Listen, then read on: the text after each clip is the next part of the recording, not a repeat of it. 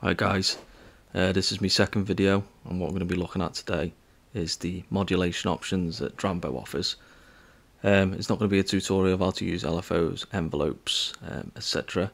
It's just going to be showing you what Drambo offers, and there's some brilliant tutorials out there on how to use LFOs and how to use envelopes and stuff like that online, so check them out and then come back and check this out. I will go through a few things that you may not know. So let's get straight into it. So we're going to open an oscillator, and then we're going to go to our modulator. We're going to open an LFO. Let's just shut that oscillator up for now by getting the ADSR envelope, which then gives us control via this. So the LFO, there's not a visual aid on here. You know, a lot of hardware sims you have a visual aid for your LFO. It's not a problem because you can add, if you go to your utility,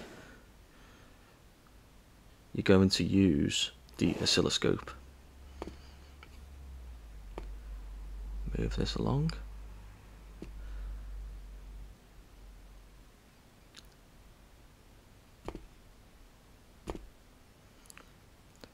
Now, the oscilloscope was by default connected to the oscillator there, so what I did was I chose this and clicked the symbol here to connect it to the LFO. So now what we're getting, we increase the scale, is we're getting a sine wave LFO, which is what we've got here. We change this to triangle. This is our visual aid. Saw down, sample and hold, as you know, random, sample and hold ramp on here, which is nice, and then we can slow this right down or speed it right up. It's completely crazy. In Drambo there is much more modulation opportunity with these LFOs, so we can have an LFO modulate an LFO. Open up the modulator, bring in the second LFO. I'm going to insert this in front of the first LFO. Let's take this back to sine, just for the sake of this. Let's slow it down. Got a nice sine wave there now. But what if we wanted the frequency of the first LFO to modulate the frequency change in this LFO? Basically what we'd do, we'd select this, and then we would select LFO2 here, and then this controls the amount that LFO2 is going to control the shift in frequency of LFO1. So you keep an eye on this here, this is going to change over time.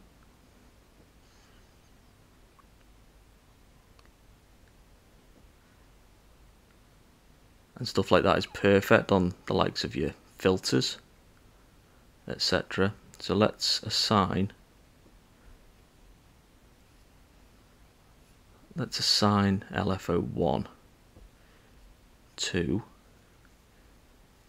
we'll assign it to the pitch. Stick this on sawtooth. We'll assign it to the pitch of our oscillator. So bring the oscillator in front of your LFO. We click this and we want it to be modulated by the first LFO. Now when we click a button, nothing will happen because I haven't moved this up. We'll move this. Won't go too extreme, but enough to notice.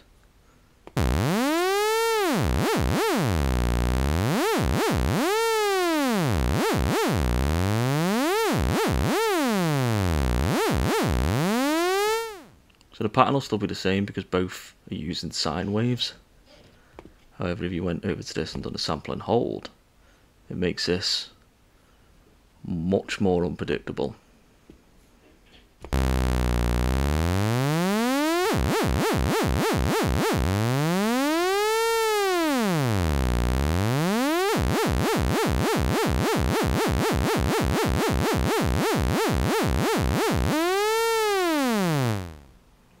which on a filter sweep would be lovely. So that's what you can do with the LFOs on Drambo. Go to a new project and we will get an oscillator going.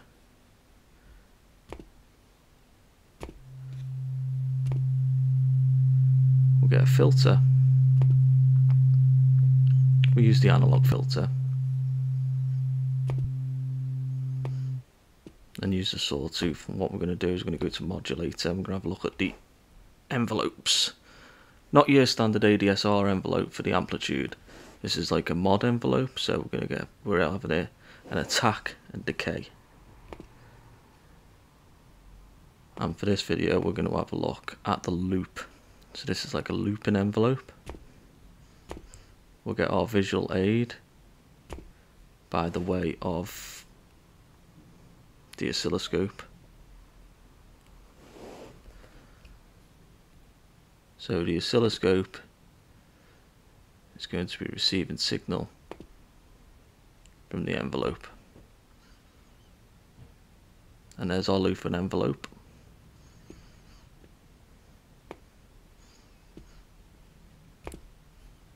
Terrible with this mouse. Right, so what we want with this now. I was speaking about the analog filter the other day. I think it's got a little bit less fizz to the high end personally, but it does sound a bit thicker. And what we're going to do is we're going to modulate the filter using this looping envelope. So we've got it right down right now. Now we should start getting some.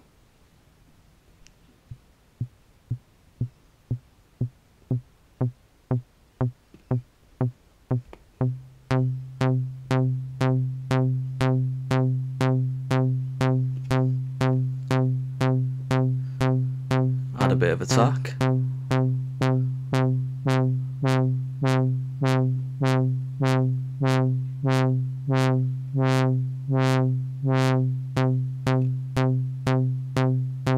Now if we come down with the decay, it's going to go quicker because it's going to decay quicker and start the loop over.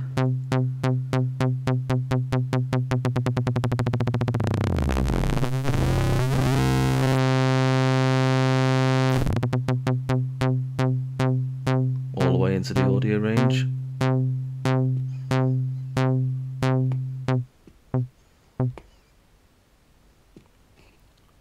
Now what we could do there as well is we could head over, go really wild, modulator, LFO,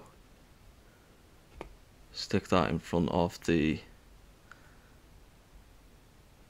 envelope. We can now modulate the decay. Say we could modulate the attack, the amount, but we'll do the decay. And we'll have the LFO modulate the decay time, so it's going to be changing all the time.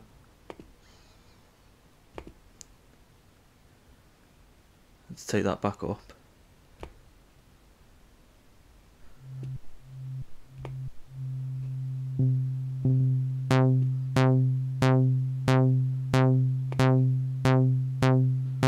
Let the LFO take control.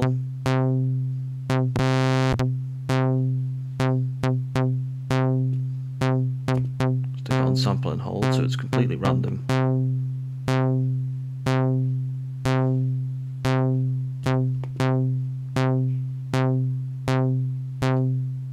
Take frequency up.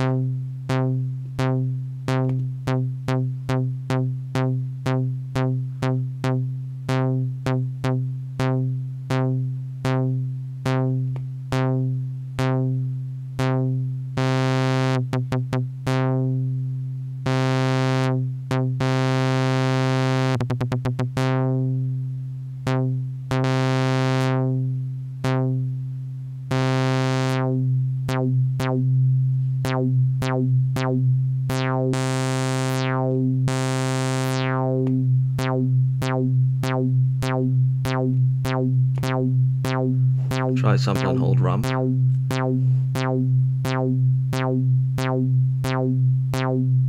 change, but not quite as sudden.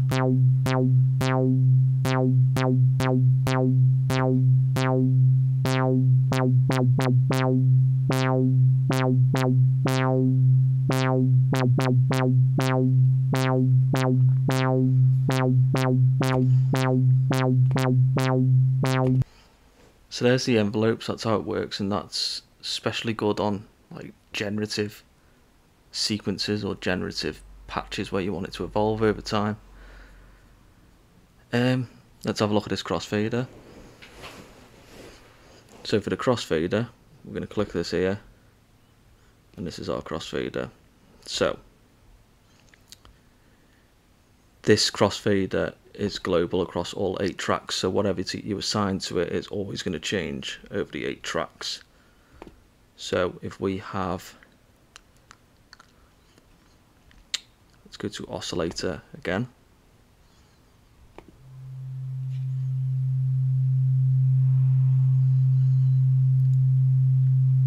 Now that is a standard sine wave, and it's 0 semitones. I'll tell you what we'll do, we'll head over to a square wave. A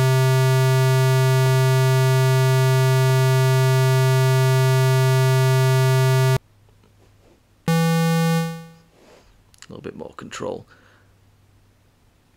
So what this crossfader does is when we move it, it can evolve, sort of like an LFO, but there's a lot of control because you assign how much is changed. And like I said, this is over all 8 tracks, and I think it's pretty much unlimited.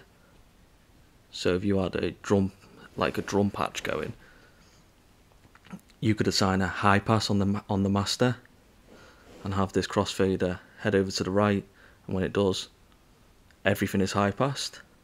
I'll give you a quick example now. So we've got our oscillator.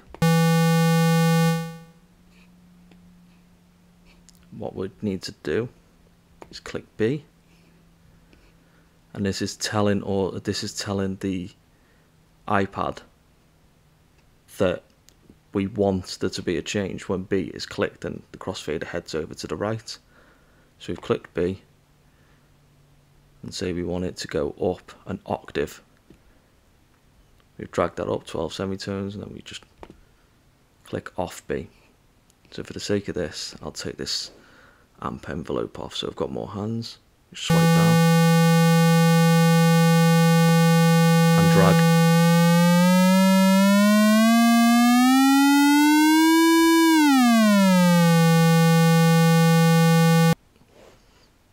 So you can do that with pretty much anything. I personally like doing it with delay times, which we'll get into another time.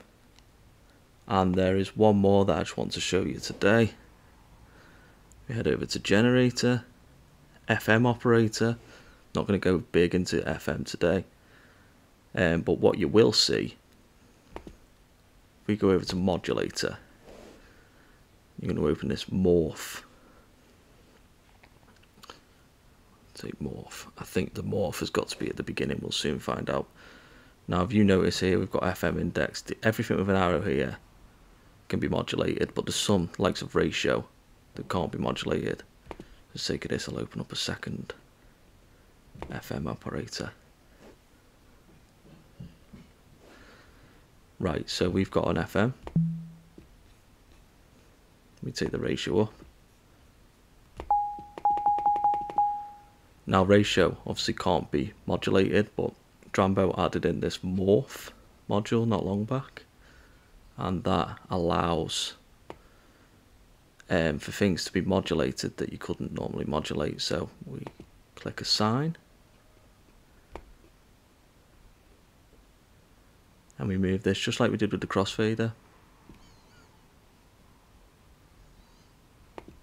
Unclick assign. So now if I press D, move the morph.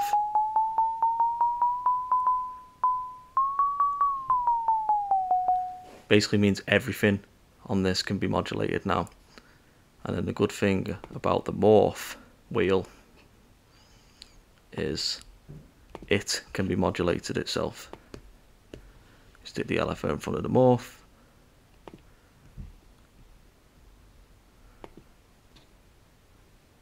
And now that should modulate. Slow it down so you can hear it a bit more.